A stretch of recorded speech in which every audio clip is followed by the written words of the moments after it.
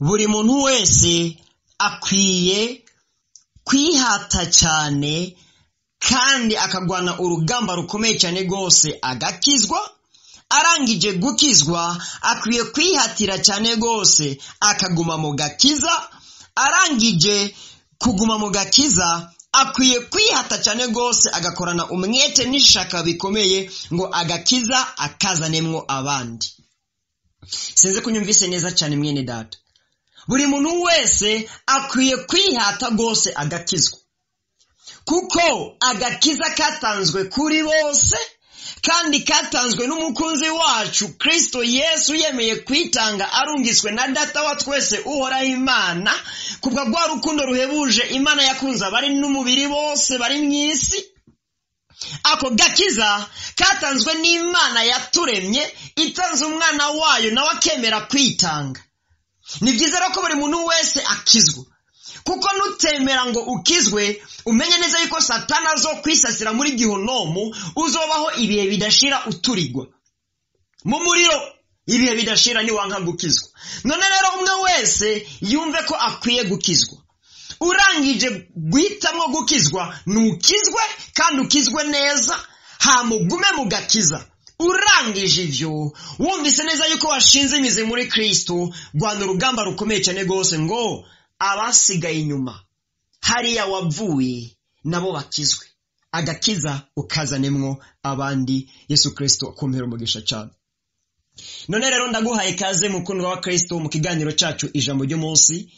Kuri mwe bwari rya mbere tubana, jewe ngitunganya nkongera nkanagishikiriza nitwa Iradi Ndiho kubgayo, nkaba ndi mwene so mu gakiza. Ijambo ry'Imana tugiye gusangira kuri uno munsi rifise teme ivuga ngo ihatire cyane gukizwa no kuguma mu gakiza, kandi korana umwete cyane ngo agakiza ukazanemwo abandi. Dushimangira kwiri jambo rivuga ngo twakirijwe gukiza abandi. Yesu Kristo bampera umugisha irigera kandi kaze cyane.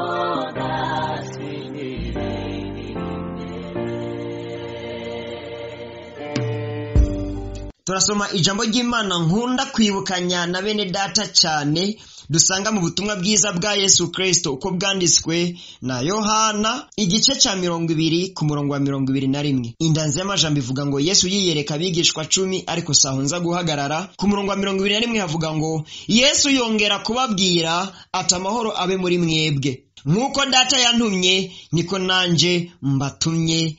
Yesu Kristo adufashe cyane.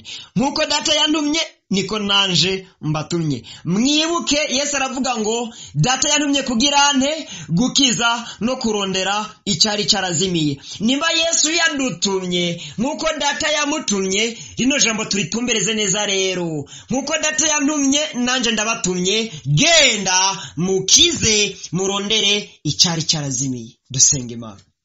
Mana ugira neza, data buja rukundo, ndagushima kuri umugira neza kandi kuri umutabazi. Uravuga ngo icyo ugomba nuko buri muntu wese yihana agakizwa karongo ubugingo, ngo ntuhimbagwa n'urupfu rw'abapfuye. Ntugomba yuko ari umuntu yopfira mu byaha, ariko ugomba ko bose bihana bagakira bakarokoka. None ndagomba ngo mw'izina rya Yesu Kristo iri jambo ryawe rigende nk'inyundo rimenagura imitima ikomantaye ice bugufi. Iri jambo ryawe ry'uno munsi rigende nk'umuriro riturire ritongora amahwa ari mu mitima y'abatari bakeya, yamahwa anyuha ijambo ryawe ngo ntirigire ikibanza. Rino jambo ryawe ribana ubushobozi n'ububasha bwo gusanura inzitiro z'imitima itagira inzitiro, no kubaka mwami Imana no gukomeza izasambutse. Mw'izina rya Yesu Kristo niwe Mana gakiza kacu, niwe mutabazi wacu. Ndagomba yuko uyu munsi wongera kwiyerekana kandi imitima ya benshi itabagwikizwe. Iri jambo ryawe ribana ubushobozi n'ububasha. Ndirukanye Satani n'abadayimoni, ndirukanye imwemu mbi, ndahagaritse ibyo Satani ariko arakora mu bugingo bw'abumviriza bose, ariko mpaye kazi shaka n'ubugome bwawe ngo biranguke. Ni mu izina rya Yesu Kristo mbisabye nizera, amen. Nshuti ya Kristo, ukuri kose naho uri hose n'uwo uri wo wese, Imana iriteze kugukoresha mu bikorwa byayo. Kandi ibikorwa by'Imana ni byinshi cyane gusa, amabango ari mu bikorwa by'Imana ni menshi cyane gusa, aratandukanye. Ariko birababaje cyane, hari abantu bakora ibikorwa by'Imana batarakizwa, canke barigeze gukizwa ariko agakiza bakagata mugabo bakabandanya bari mu bikorwa by'Imana. Niyo mpamvu teme y'uno munsi ivuga ngo kizwa, banza ukizwe ubwa mbere wowe nyene, umanze ukizwe ubwa kabiri, rwana urugamba rukomeye cyane gusa, ushinga imizi muri Kristo nyene, ushikame mu gakiza, winjire neza. Hama intambuko igira gatatu, ukorana umwete n'ishaka mu mpemu no mukuri, ukorera Imana yawe kugira ngo abandi bakiri mu byaha nabo bakizwe Imana igukoresheje. Umuririmbyi aririmbe mu mpemu no mukuri, abantu bakizwe kubw'indirimbo ziwe. Umusenzi asenge mu mpemu no mukuri, abantu bakizwe kubw'amasengesho yiwe. Umuvugabutumwa avuga ubutumwa bwiza mu mpemu no mukuri, imitima ya benshi bohoke itabagwe kubw'ijambo ry'Imana atanga. Umuvugishwa avugishwa mu mpemu no mukuri, abantu bahindukire kubw'imburi aburira abantu. Umurongozi arongowe na mwemu, ajana abantu mu Mana, ajana abantu mu gakiza. Umwe wese akora igikorwa agikorera Imana kandi agikore mu mpemu no mukuri, kugira ngo ashitse benshi mu kugororoka. Mugabe itanguriro rya byose tubikore twakijijwe. Hari abantu benshi bazoba ibiraro, singomba kuzobamwo. Ikiraro ngo kirajabura abandi muga ntikiyunguruza coco. Abantu baca ku kiraro ni benshi cyane. Hari ujya buka ikiraro afashe urugendo rw'ibirometero nka 5, cya kiraro agisiga hahandi nyene. Benshi nabo ugasangana ibipankarte byawe nibikwereka ati ugomba kuja mu Ngagara, uri mu Kamenge kati bubamfu, kiguma hahandi nyene umugabo kirakurangiye inzira quartier Ngagara kati bubamfu, urakasi bubamfu uragiye mugabo cyo cyagumye gihagaze hahandi nyene. Siko bikwiriye kumera ku bantu, kuko Imana iragomba ngo abayikorera bose nabo irondera iri kwirakoresha babandi bose baze binjire mu bwami bwo mwijuru. Imana iragomba ko twese dukizwa, Imana iragomba ko twese turonka ubugingo. Nero niyo mpamvu umwe wese akwiye guharanira gukizwa no gukizwa neza, hamarangije ibyo byose azane abandi mu gakiza. None mbega mwene data, nimbura umukozi w'Imana, koko umaze kuzana abangahe mu gakiza? Nimbura umusenzi, koko urabona gusenga kwawe hari abantu kubohora? Nimbura umuririmbyi, kuririmba kwawe kurubahisha Imana hari abantu kuzana mu gakiza? Nimbura umuvugabutumwa, ivugabutumwa ryawe koko rihamagarira abantu mu gakiza? Ntiwirengagiza yuko hari abantu bitwa ko bakorera Imana ariko bakorera Satani, n'abandi bitwa ko bakorera Imana ariko bikorera. Ya masengero yo muri no misi yagwiriye cyane. Umwe niwe yigeze kumbwira ngo namasengero ngo ya privé. Imana idufashe cyane. Umuntu araye aryamye ku gitanda, sinze ngo yavuganye na mwemu yera canke na daimoni, azindutse ashinga urusengero. Kandi wagenda kuraba imyizerere y'amadini amwamwe ugasanga itandukanye n'icyo ijambo ry'Imana ritubwira. Wagenda kuraba ibikoreka mu mashengero amwamwe bitandukanye n'icyo mwemu w'Imana abwira amashengero. Ukaca wumvira none abo barongozi bayo mashengero nabo bakozi bitwa ko ari abakozi b'Imana, data wanje, kuko tubona bafise Bibiliya kandi basenga bavuga izina rya Yesu, mbega bakorera iyihe Mana? Imana idufashe cyane. Uwo wese ariko arakora igikorwa yitwa ko akorera Imana, nakorera Imana mu mwemu no mukuri, kandi nakora igikorwa akura abantu mu byaha ajana abantu mu gakiza. Nico Yesu Kristo yadutumye gukora.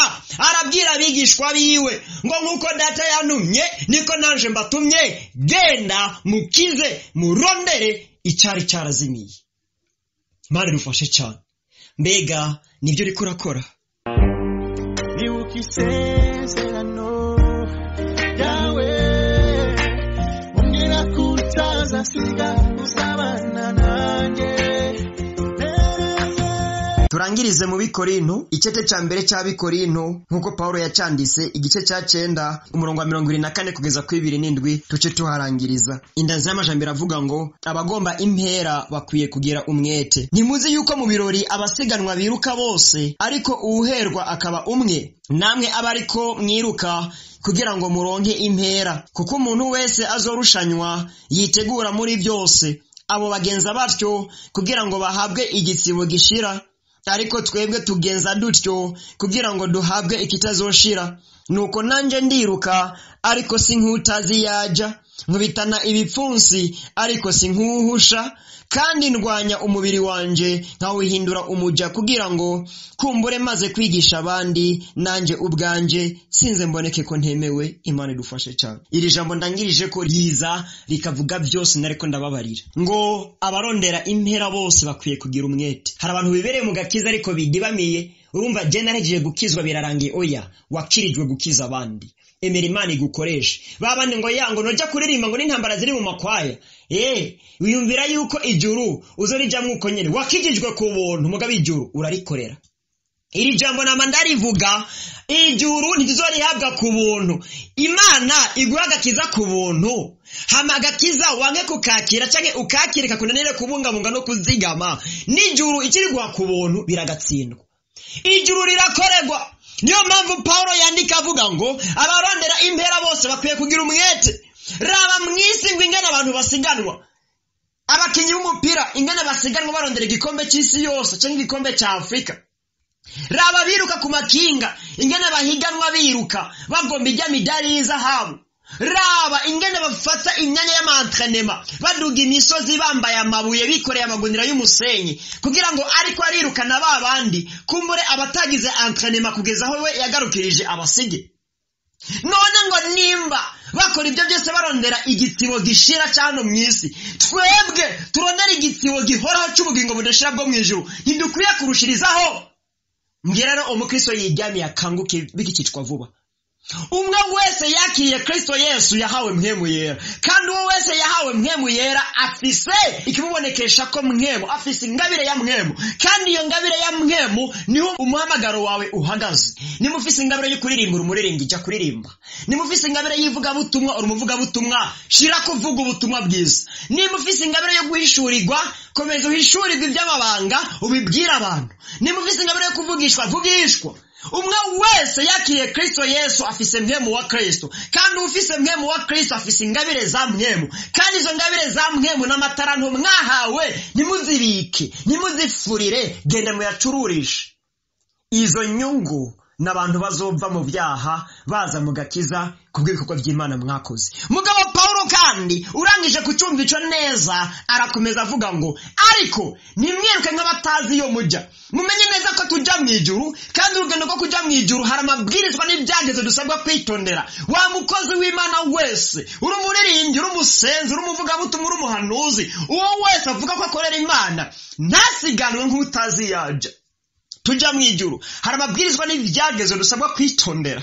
Ube maso nukubitana ibipfunsi nk'uhusha. Tugwana na Satani mu ntambara zacu, tugwana n'ibyaha. Nukorera Imana wirirwa mu byaha warandeshejwe. Imana idufashe cyane ngo nanje ndasiganwa ariko sinkutazi yaja, ndakubitana ibipfunsi ariko sinkuhusha, ngo ngwanya umubiri wanje nkawuhindura umuja kugira ngo maze kwigisha abandi simboneke ko ntemewe. Bakunda kuvuga ngo abansi bacu ni batatu, ngo hari umubiri, hari isi, hari Satani. Ariko isi na Satani byose bitugwaniriza mu mubiri. Uwanesheje umubiri wiwe anesha n'isi, anesha na Satani.